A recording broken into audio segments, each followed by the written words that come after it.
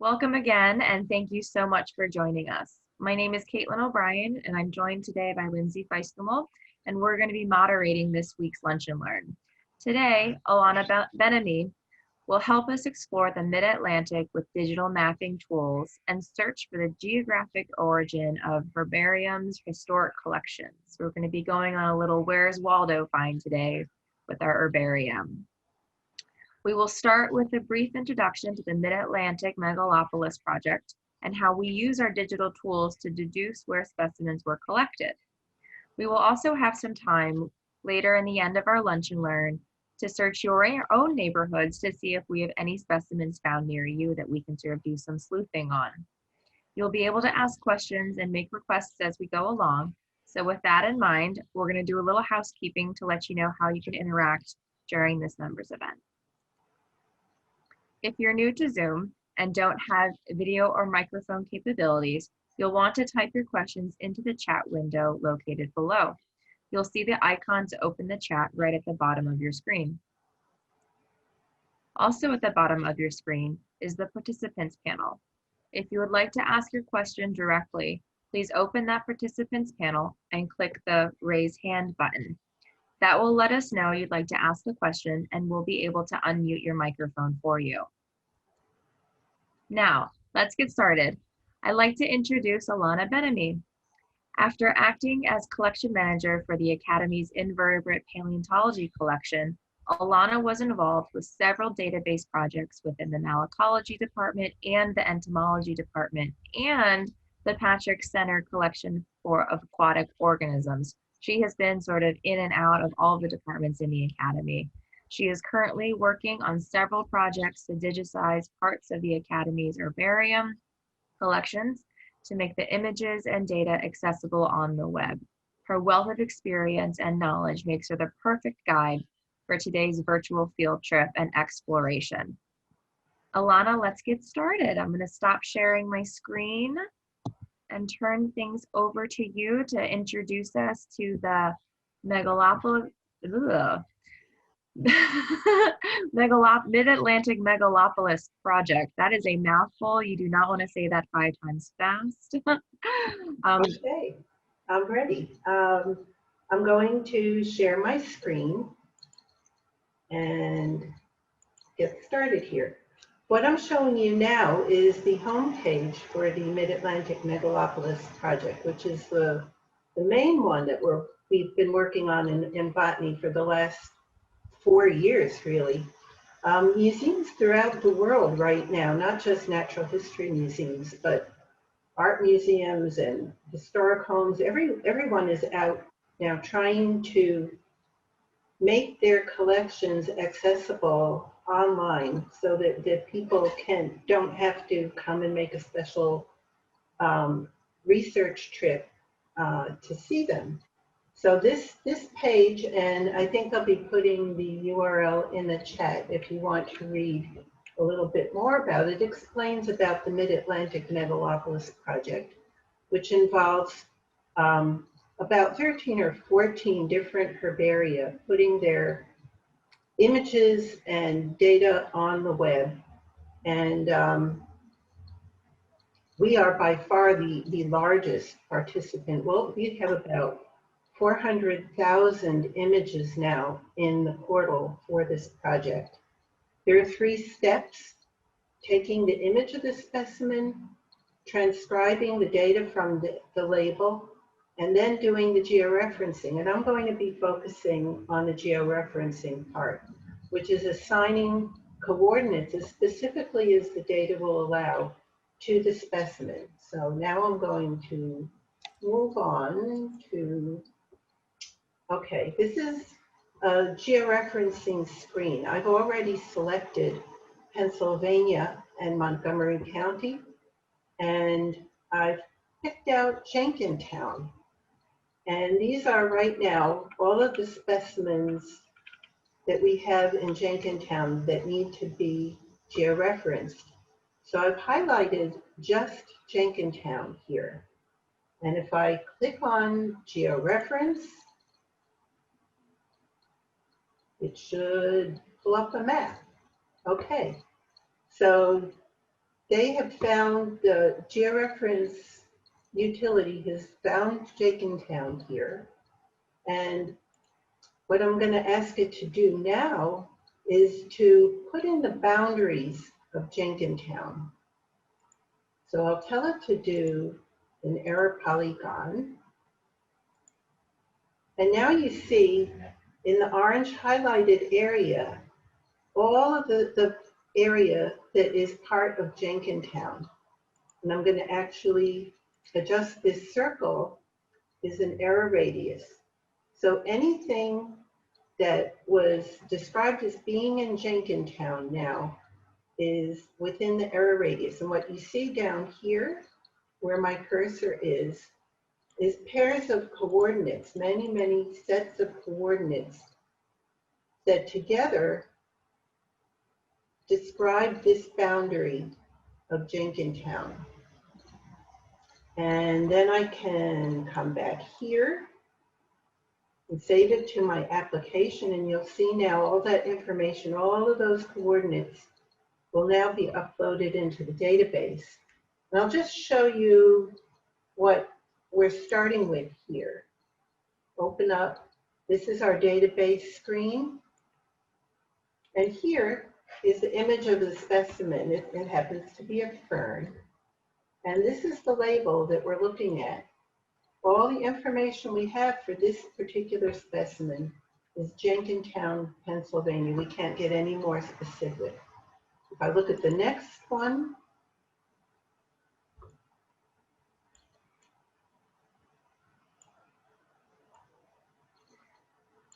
it doesn't even say Jenkintown. Someone thought it was Jenkintown. Oh, there it is. Jenkintown, right there. And the date. Elana, what kind of plant is that we're looking at for the second one? It's Botricium. I'm not a botanist, so I can't be any more specific than that. It looks like some kind of herbaceous plant that, you know, smaller. Mm-hmm.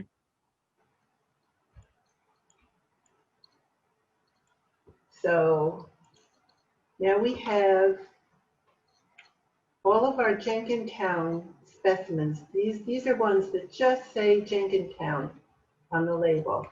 I'm going to switch the processing status to stage 2, which means it has been georeferenced, and I'm going to update the coordinates. So all of that information now is part of our database. So if I look down at the list now, I can see there are some that have more specific information. So for instance, if I look at this one, it doesn't just say Jenkintown, it says it's at the intersection of Township Line and Old York Roads. Now, if I open this up here, it's just looking at Jenkintown, but I can do better than that now. Seeing 611 here is Old York Road, and here is Township Line Road. So the intersection of Old York Road and Township Line Road is right there, and I can place my marker, just drop it right there. And I don't need such a big error radius because I've got pretty specific information here. So I can make my error radius much smaller. I'm going to assume that they don't mean Meeting House Road and they don't mean Washington Lane. So this is probably a big enough error radius for that specimen. And I can put that now into the database. Do you know when this specimen was collected? I didn't look at it and now it's gone. I'll do another one and I'll look at the, so let's see, Greenwood Avenue and Walnut Avenue in Jenkintown. Let's see if we can find that. And First, we'll look at the label and see when it was collected.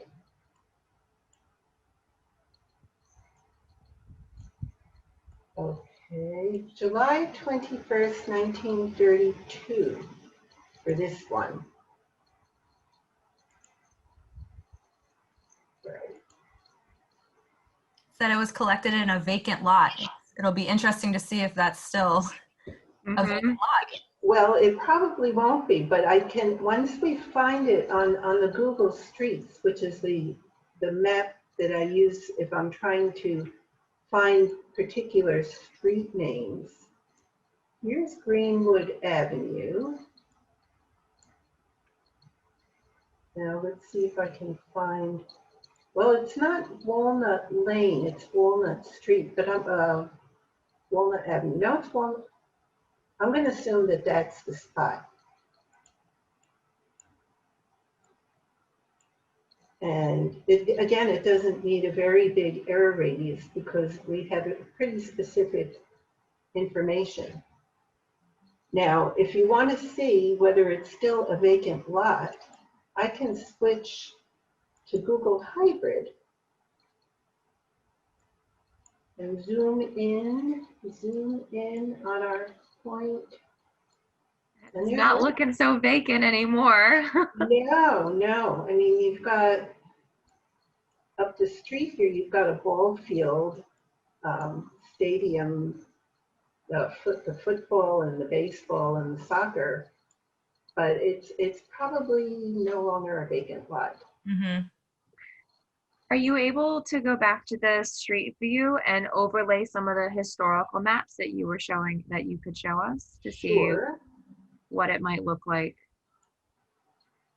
back then? Well, let's see. That was collected in the 1930s.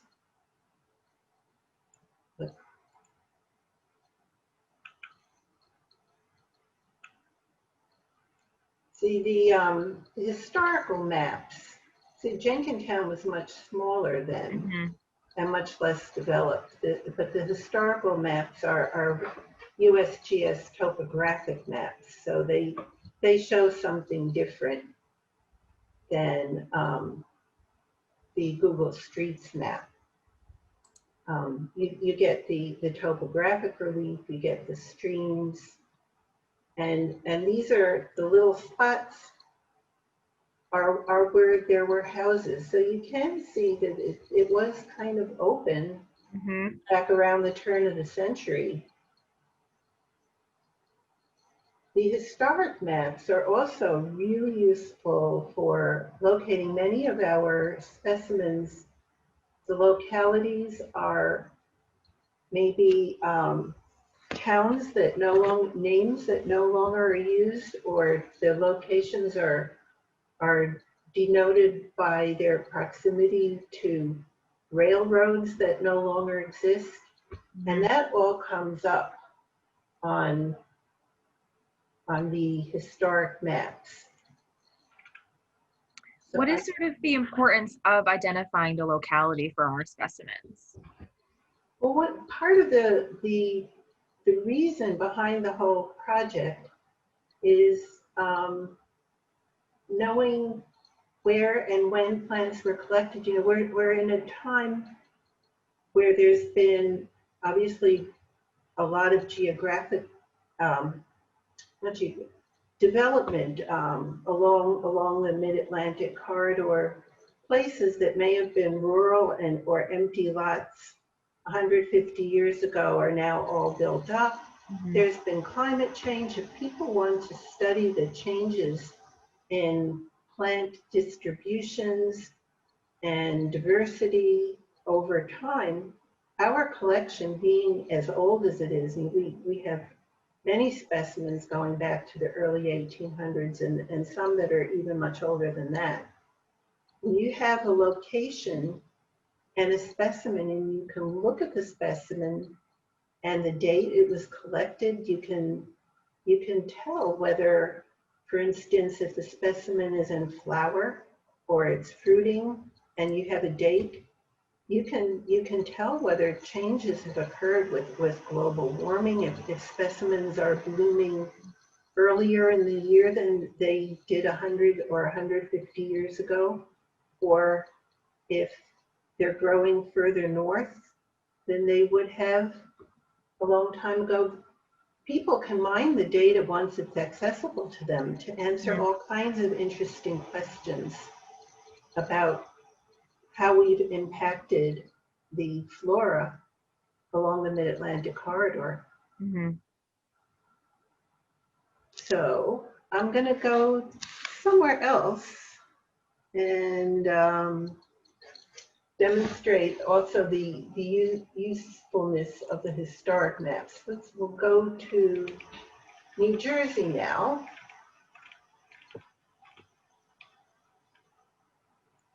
And the county of Camden.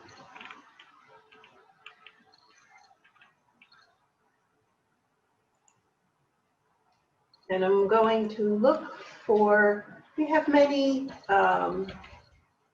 specimens that have a locality of Choose Landing. Oh yes, they have a great dog park there in Shoes Landing that I go to frequently, actually. So this will be neat. Okay, so let's look at Choose Landing here.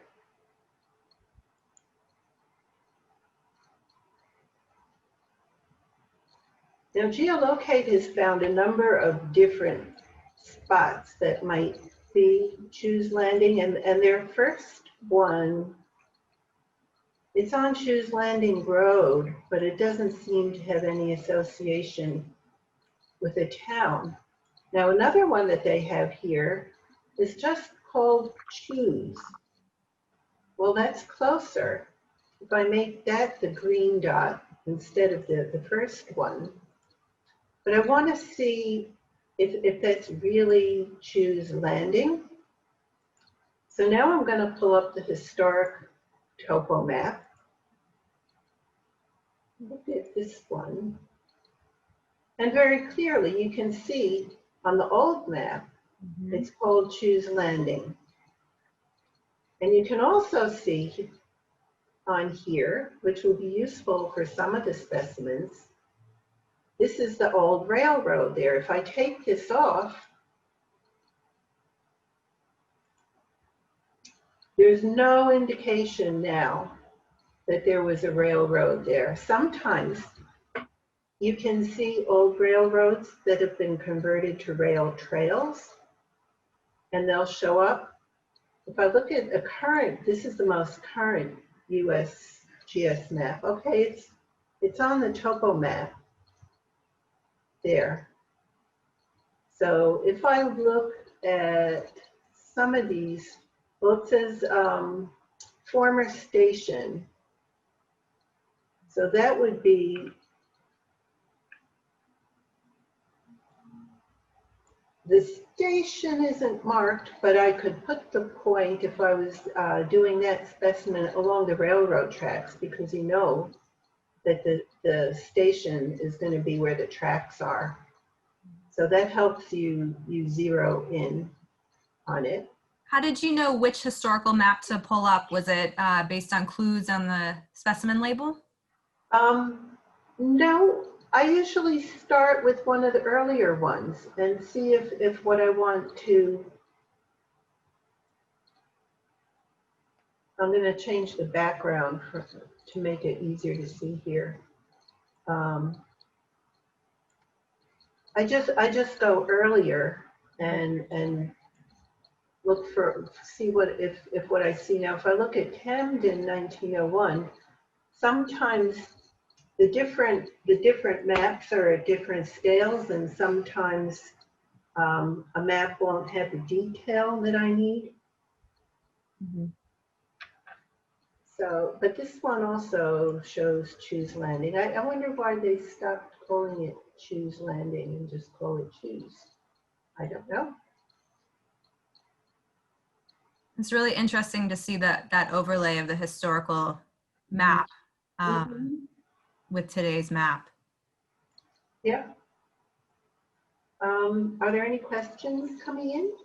Well, we did want to invite folks if they want to look at specific localities. Alana's happy to try to geo-reference some specimens from your localities. Any takers? Can you, how about Medford, New Jersey? Do you have anything from Medford? I have some family there. Right. Is that in Burlington County? Yes, it is. All right, so we'll change the county. That's misspelled here. Burlington, Medford.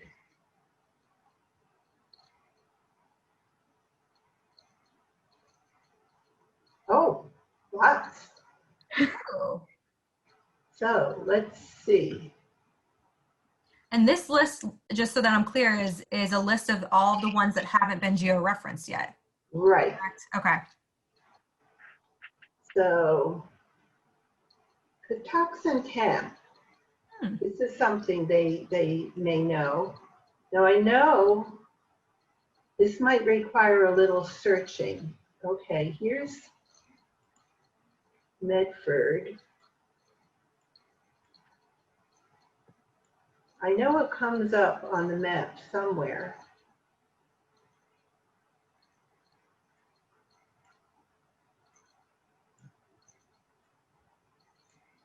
Sometimes I need to go and Google it to find.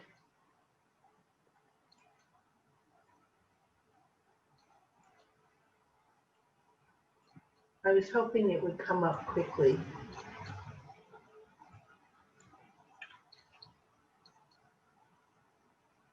Let's try the topo map here.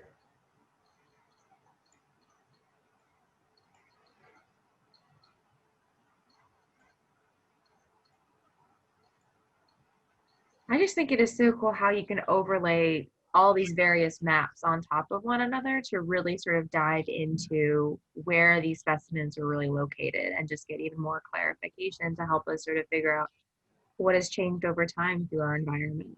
Mm-hmm. Well, I'm not going to find Patuxent Camp easily today. Well, we have other requests, Alana. We have Okay. Madison, Morris County in New Jersey. Okay. Morris County.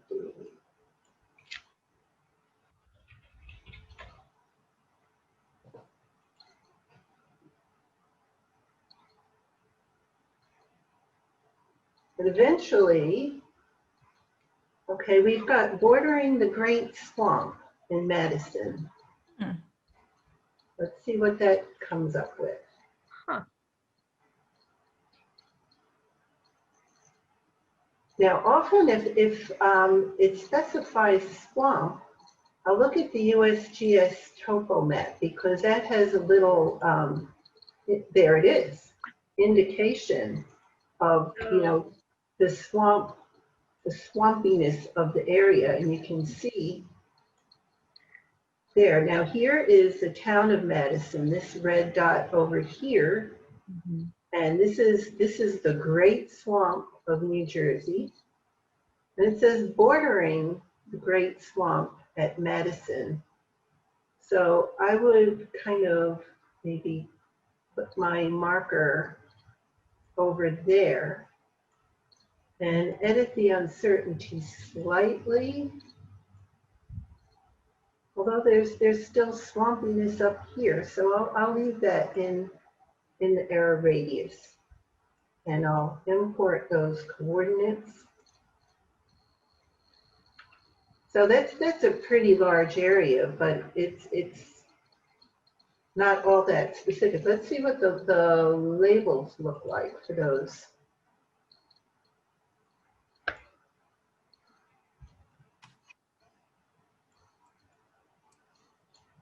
So Lanisra, this is the whatchamacallit, the sweet smelling honeysuckle. Mm-hmm. Well, dioica, I would think is not the Japanese honeysuckle, which is so invasive. Yeah. But so that's the specimen that we're talking about.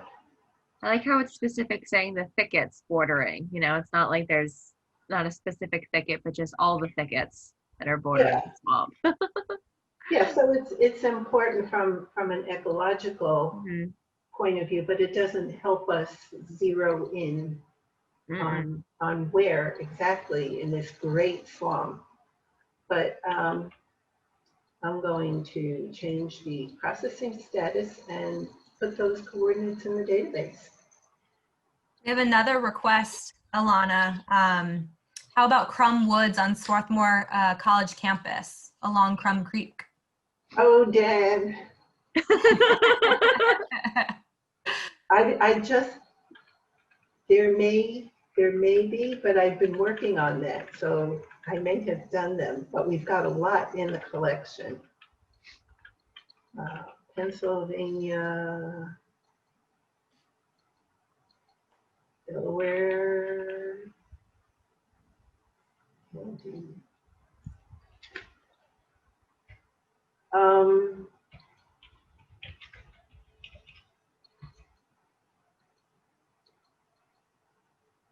I know who that came from.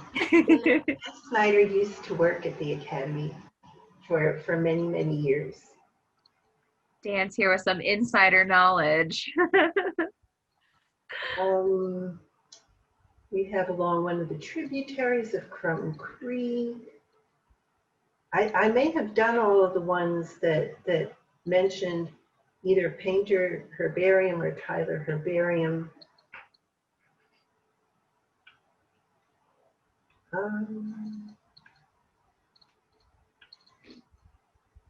Crum Creek. What was it he was looking for specifically? Crum Woods? Woods. Mm-hmm. Mm-hmm. Crum Woods and Martin Buildings, Swarthmore College campus. I think that's perfect. All right. Could we take a look at the specimen label too? Sure.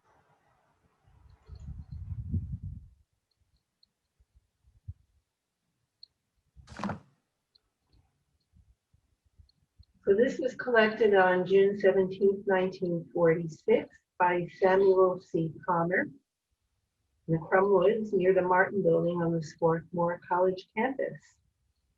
And it's a carex, which is a grass. There you have it.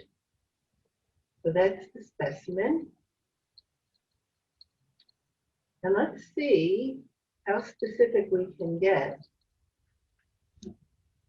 I don't think that we'll go to the Google Streets map.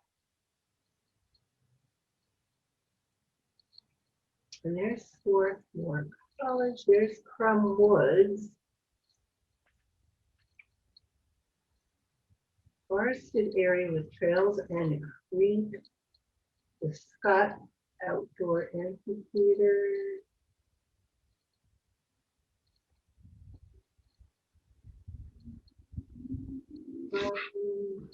The Martin Building. Do we see the Martin Building? I don't see it. I'm not seeing it either.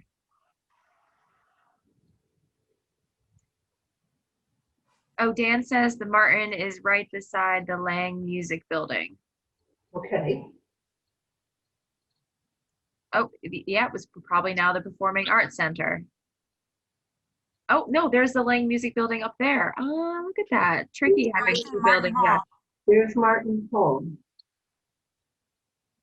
So I can say, place the marker. Should I put it by Martin Hall or Crum Woods?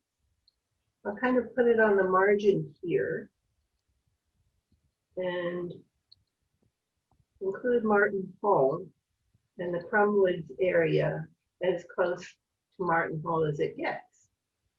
And if you look at my error radius now, it's 115 meters. So that's pretty specific. Mhm. So I'll take out these two and just leave that for the two that specify the Martin building. Mhm.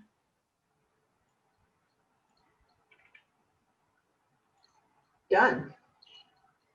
And we have one more request before we wrap things up.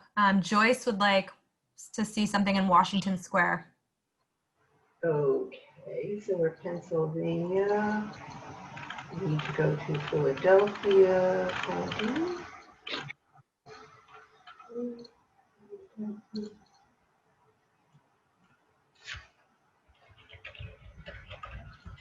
We'll just see what that brings up.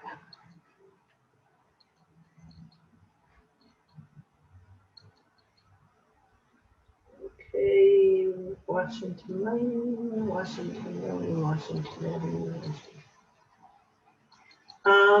If we had any from Washington Square, they're probably done. I'm not sure what Washington Park refers to. See. Oh, that's a beautiful specimen. Yeah. This is from 1893. Wow. And actually, okay, this was mistranscribed. This is a hazard when you have volunteers doing the transcription.